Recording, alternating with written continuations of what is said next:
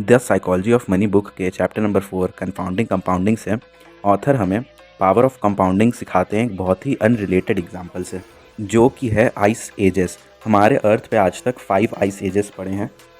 इन ice edges का reason होता था सन एंड मून का कुछ ऐसा वेरिंग ग्रेविटेशनल फोर्स, जिसकी वजह से कई बार जो समर्स होते थे वो उतने वार्म नहीं होते थे, और उनकी वजह से ऐसा होता था कि जो स्नो होती थी पिछले विंटर्स की, वो कम्प्लीटली पिघलती नहीं थी, वो हल्की सी जमी रह जाती थी।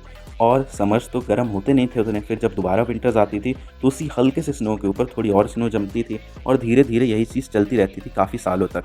समर्स उतने वार्म होते नहीं थे, वो बर्फ़ पिघल नहीं पाती थी, पिछली बर्फ़ एकदम ही पतली सी, एकदम नेग्लिजिबल अमाउंट ऑफ स्नो के ऊपर न्यू स्नो जमती जाती थी, और धीरे धीरे जब स्नो की भी क्वांटिटी ज़्यादा हो जाती थी तो अब स्नो खुद सनरेज़ को रिफ्लेक्ट करने लगती थी, और धीरे धीरे एक्सपोनेंशियली ये ठंड बढ़ती गई, और कई सौ सालों बाद आइस एज एग्जिस्ट करने लग गया। सो काफ़ी स्लो प्रोसेस था, जब एकदम थिन लेयर ऑफ आइस से कई कई मीलों थिक लेयर ऑफ आइस बनती गई और आइस एज आ गया। सो आइस एज का रीज़न ये नहीं था कि स्नो की क्वांटिटी बहुत ज़्यादा थी, बल्कि रीज़न ये था कि भले ही जितना भी कम, एकदम नेग्लिजिबल अमाउंट ऑफ स्नो हो, पर वो लंबे टाइम तक टिके रहे। सो ऐसा नहीं है कि हमें ट्रिमेंडस रिजल्ट्स प्रोड्यूस करने के लिए ट्रिमेंडस फोर्सेस की ज़रूरत होती है हर बार। सो अगर कोई चीज़ कंपाउंड हो रही है, हल्का हल्का सा ग्रोथ भी अगर उसमें लंबे टाइम तक के लिए होता रहे, तो एक ऐसा स्टार्टिंग पॉइंट जिसकी कोई वैल्यू भी शायद नहीं एग्जिस्ट करती थी, वो इतने एक्स्ट्रा ऑर्डिनरी रिजल्ट्स दे सकता है जो कि लोगों की समझ में ना आए, जो कि हर लॉजिक को डिफाई कर दे। एग्जैक्ट सेम है मनी के साथ भी। वॉरेन बफेट दुनिया के आज तक के सबसे रिचेस्ट इन्वेस्टर की तरह से जाने जाते हैं, और उनके इस इमेंस फॉर्चून का रीज़न ये नहीं था कि वो एक बहुत अच्छे इन्वेस्टर थे, बल्कि ये था कि वो एक अच्छे इन्वेस्टर लिटरली अपने चाइल्डहुड से थे। आज के दिन वॉरेन बफेट की वर्थ है $106 बिलियन। इस $106 बिलियन में से $84.2 बिलियन उन्होंने 50 साल की उम्र होने के बाद कमाया है, एंड उसमें से भी $81.5 बिलियन उन्होंने 62 की एज की बाद कमाया है। उनकी इतनी इमेंस सक्सेस का रीज़न ये है कि वो लिटरली पिछले 3/4 सेंचुरी से, पिछले 75 साल से एक कंसिस्टेंट इन्वेस्टर रहे हैं। उन्होंने इन्वेस्टिंग शुरू कर दी थी 10 साल की उम्र में, और 30 साल की उम्र तक वो एक मिलियनेयर बन गए थे। 30 साल की उम्र में उन्होंने $1 मिलियन कमा लिए थे, जिसको अगर आज के टाइम के लिए एडजस्ट करा जाए तो आज के डेट में वो $9.3 मिलियन होते हैं। अपनी इस इतनी लंबी इन्वेस्टिंग जर्नी में वॉरेन बफेट ने जो average annual rate of returns कमाए हैं वो हैं 22% के, जो कि काफ़ी फिनोमिनल होते हैं। अब अगर उन्होंने भी एक नॉर्मल आदमी, एक नॉर्मल अमेरिकन के तरह नॉर्मल ज़िंदगी का ही सोचा होता, उन्होंने टीनेज में मस्ती की होती, अपने 20s में सेटल होने का पहले सोचा हुआ होता, ज़्यादा better life style, rich life style का सोचा होता, इन्वेस्टिंग को अपने 30s में से स्टार्ट करा होता, 60s में जाके वो रिटायर हो गए होते हैं, तो इतने अमेजिंग रेट ऑफ रिटर्न के बाद भी वो सिर्फ $11.9 मिलियन कमा पाते हैं। अब लोगों को सुनने में ये भी बहुत लग रहा होगा कि $11.9 मिलियन वो मिलियनियर होते, फिर भी वो मिलियनियर सिर्फ इसलिए होते हैं अपनी इस हाई रेट ऑफ रिटर्न के वजह से। पर अगर हम वहीं पे कंपेयर कर लें जो वो आज एक्चुअली ओन करते हैं, तो ये अमाउंट सिर्फ 0.01% है।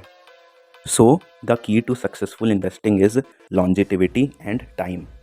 ऐसे तो वॉरेन बफेट आज तक की दुनिया के सबसे रिचेस्ट इन्वेस्टर हैं, पर वो सबसे बेस्ट नहीं है।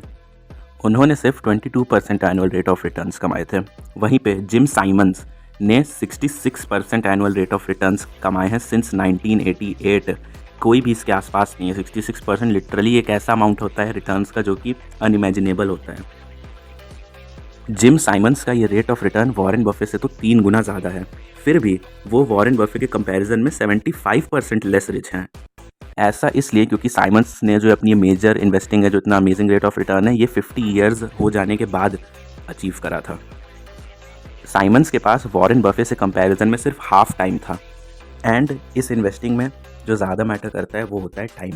लॉजिकली अगर देखें तो साइमंस के पास टाइम हाफ था, मान लिया, पर उनके रेट ऑफ रिटर्न्स भी तो 3 गुना ज़्यादा थे, तो ओवरऑल साइमंस की नेटवर्थ ज़्यादा होनी चाहिए थी। पर वही चीज़ है, इतना ज़्यादा हाई रेट ऑफ रिटर्न होने के बाद भी क्योंकि उनका टाइम हाफ था, तो वो वॉरेन बफे के कंपैरिजन में सिर्फ 25% है। अगर साइमन ने इतने फिनोमिनल 66% रेट ऑफ रिटर्न के साथ इन्वेस्टिंग उतने टाइम के लिए करी होती जितनी बफे ने करी है, तो उनकी नेटवर्थ होती 63 क्विंटिलियन। अब आपको अगर बताऊं 63 क्विंटिलियन कितना होता है, तो मिलियन आता है, मिलियन के बाद बिलियन आता है, बिलियन के बाद ट्रिलियन आता है, ट्रिलियन के बाद क्वाड्रिलियन आता है, क्वाड्रिलियन के बाद क्विंटिलियन आता है। तो ये तो एक बहुत ही ज़्यादा एक्सट्रीम एग्जाम्पल हो गया, और हमने जैसे ही देखा है, पहले भी हमने यही बात करी है कि एक्सट्रीम्स तो जनरल नॉर्मल लाइफ में कम होते हैं। अब हम एक नॉर्मल आम आदमी वाला एग्जाम्पल देख लेते हैं। जस्ट सपोज कि 2 डिफरेंट लोग हैं, एक इन्वेस्टिंग्स को शुरू करता है 20 साल की उम्र में, एक इन्वेस्टिंग को शुरू करता है 30 साल की उम्र में। दोनों ने ही प्लान करा है 60 की उम्र में रिटायर होने का। तो ठीक है, जिसकी उम्र 20 साल है उसके पास 40 साल है इन्वेस्ट करने के लिए, और जिसने इन्वेस्टिंग 30 साल की उम्र में शुरू करी उसके पास सिर्फ 30 साल है इन्वेस्टमेंट करने के लिए। अब जिसकी उम्र 20 साल है वो क्या सोचता है कि मैं 5000 रुपीज़ पर मंथ इन्वेस्ट करूँगा अगले 4 साल के लिए, और रेट ऑफ रिटर्न जो वो कमाता है सपोज़ कि 12% है। तो अगर वो 40 साल के लिए 5000 रुपये पर मंथ इन्वेस्ट करता रहे 40 साल तक, तो रिटायर होने के बाद उससे जो अमाउंट मिलेगा 12% रेट ऑफ रिटर्न पे वो होगा 6 करोड़। अब यहीं जो हमारा दूसरा एग्जाम्पल है नॉर्मल लाइफ का, जिसने इन्वेस्टिंग शुरू करी है 30 साल की उम्र में, तो उसने ये सोचा कि यार मैं ना 10 साल लेट स्टार्ट कर रहा हूँ, तो ऐसा करता हूँ मैं कि ठीक है 10 साल लेट तो मैं स्टार्ट कर रहा हूँ, पर मैं जो अमाउंट इन्वेस्ट करने वाला हूँ ना उसको मैं डबल कर देता हूँ। तो उसको लगता है कि वो ज़्यादा प्रॉफिट में होगा अगर वो अमाउंट को डबल कर दे। देखते हैं। तो अभी हमारे इस दोस्त के पास 30 साल इन्वेस्ट करने के लिए, और ये डबल अमाउंट इन्वेस्ट कर रहा है। ये अगले 30 साल तक हर महीने 10,000 इन्वेस्ट कर रहा है। फिर भी 60 साल की उम्र के बाद इसके पास जो अमाउंट होगा वो होगा 3.57 करोड़ सिर्फ। तो भले ही इसने अमाउंट डबल इन्वेस्ट करा और टाइम ठीक है इसके पास 3/4 टाइम था फिर भी, और अमाउंट तो इसका डबल था, फिर भी इसकी नेट प्रॉफिट सिर्फ हाफ है। तो हमें यही सीख मिलती है कि हम जितना जल्दी स्टार्ट करें इन्वेस्ट करना उतना ज़्यादा बेटर है। और जल्दी स्टार्ट करने का प्रॉफिट यही है कि जो कंपाउंडिंग में जो ग्रोथ होती है एक्सपोनेंशियल होती है।